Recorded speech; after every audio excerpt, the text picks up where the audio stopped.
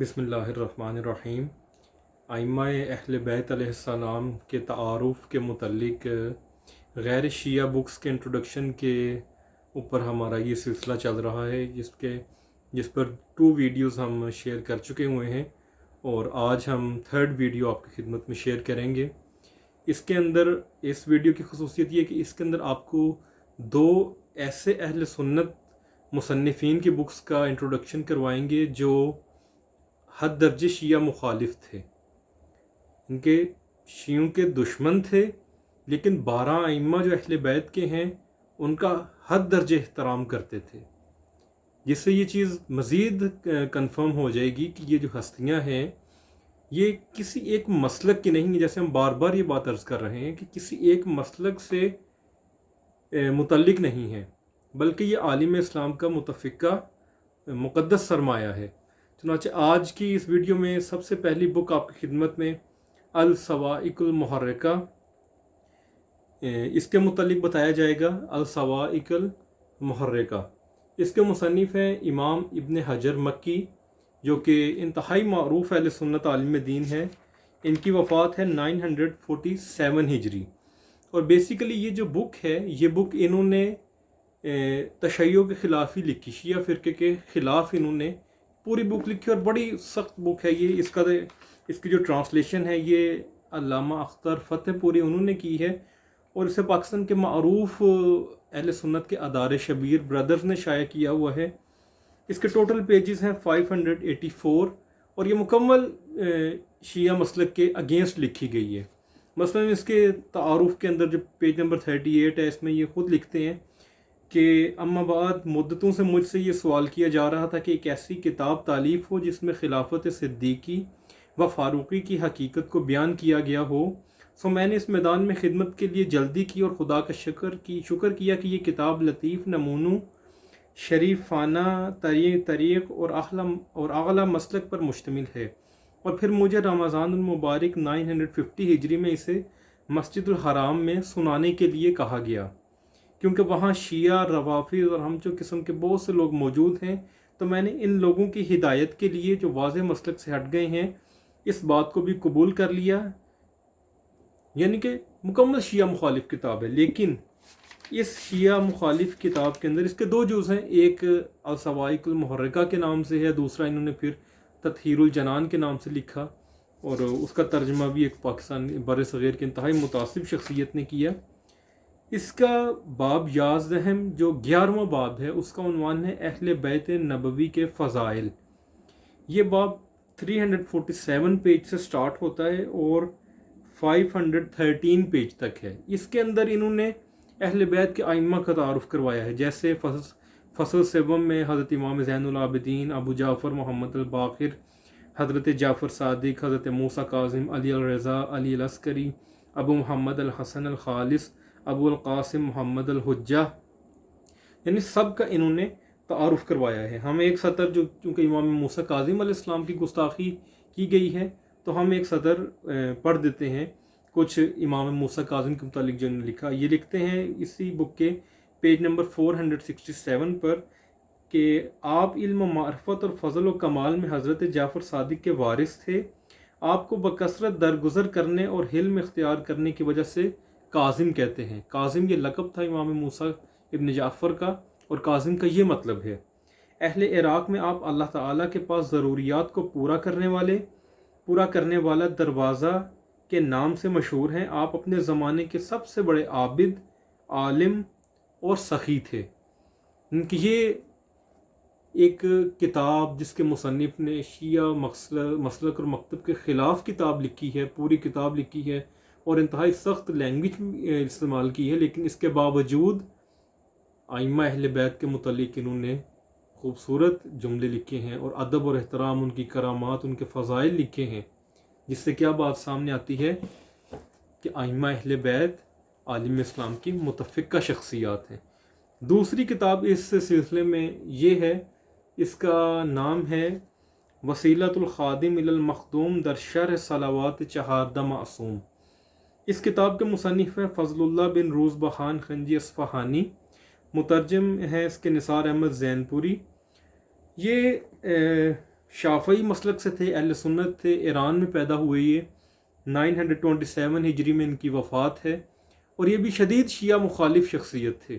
مثلا انہوں نے جو ایک مشہور شیعہ عالم دین ہے علامہ ہلی، انہوں نے کتاب لکھی نہج الحق کے نام سے، اس کتاب کا انہوں نے جواب لکھا ابطال نہج الباطل کے نام سے۔ ان کے علامہ ہلی کے جواب میں انہوں نے بھی شیعہ کتاب لکھی، اور یہ جو اس دور میں ایران میں صفوی حکومت تھی جو بظاہر جنہیں شیعہ کہا جاتا ہے، اس کے خلاف یہ دوسرے حکمرانوں کو اکساتے بھی تھے، حتیٰ عثمانی بادشاہوں کو بھی یہ جا کر اکساتے تھے، اتنے شیعہ مخالف تھے یہ۔ لیکن آپ دیکھیے کہ انہوں نے یہ کتاب چہاردہ معصومین ان پر صلوات کے عنوان پر لکھی ہے۔ اور ان کی بکس چونکہ یہ اتنے معروف نہیں ہیں ہمارے سوسائٹی میں، ان کی بکس بمبئی، انڈیا سے اور ایون ویسٹ کے اندر بھی ٹرانسلیٹ ہو کر پبلش ہو چکی ہوئی ہیں۔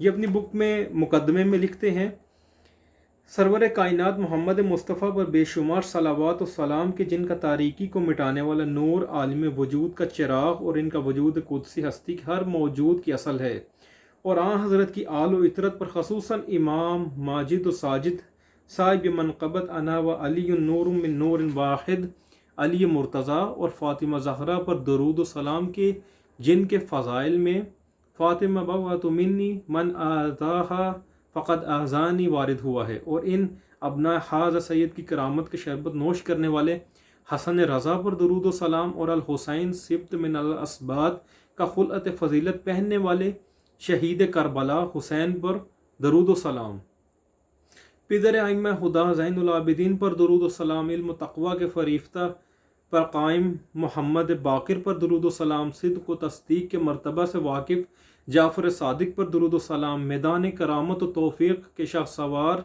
موسیٰ کاظم پر درود و سلام، قضاء الہی پر راضی امام علی ابن موسیٰ الرضا پر درود و سلام، لامتناہی عطایا دینے والے محمد تقی جواد پر درود و سلام، آسمان ہدایت کے قمر علی نقی پر درود و سلام، لشکر ولایت کے سرخیل حسن عسکری پر درود و سلام، امام جہان اور آخری زمانے کے امان دینے والے مہدی محمد مہدی موعود منتظر پر درود و سلام، سب پر درود و سلام یہ پڑھ رہے ہیں۔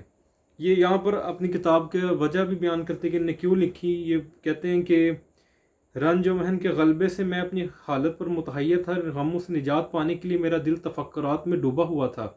غیب سے الہام کرنے والے نے میرے ذہن میں یہ صورت پیدا کی کہ اولین و آخرین کے فرمان ہے کہ جب تم امور کے بارے میں متحیر ہو جاؤ تو اس وقت اہل قبور سے مدد حاصل کرو۔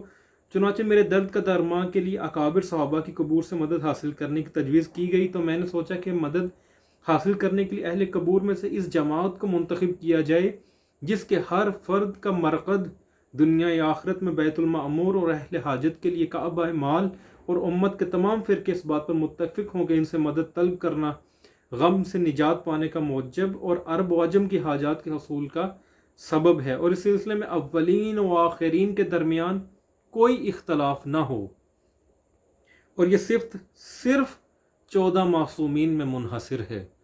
آپ دیکھیے، اور اس بک کے اندر پھر انہوں نے